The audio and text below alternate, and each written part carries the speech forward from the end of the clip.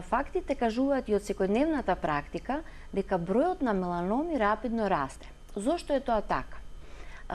Со текот на животот, нели, во современието, значи имаме се по продолжен животен век, а знаеме дека кумулативниот ефект на сончевите зраци всушност е еден од главните ризик фактори, може и до 90% е тој главниот виновник за појавата на кожните карциноми, вклучувајќи го и меланомот. Од друга страна, начинот на живот повеќе вклучува престој на отворено.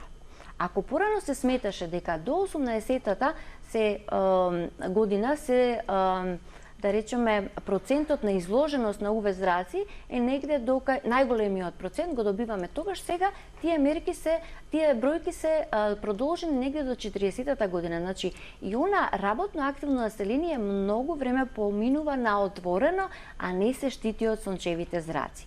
И последниот момент е што имаме мощна, прецизна и современа метода за детектирање на меланомите, дерматоскопијата, која зема се поголем замав. Значи, колку повеќе луѓе, колку повеќе дерматолози, општи лекари како во Австралија и од други специјалности ја користат, имаме зголемен број на откривање на меланоми во се порана фаза.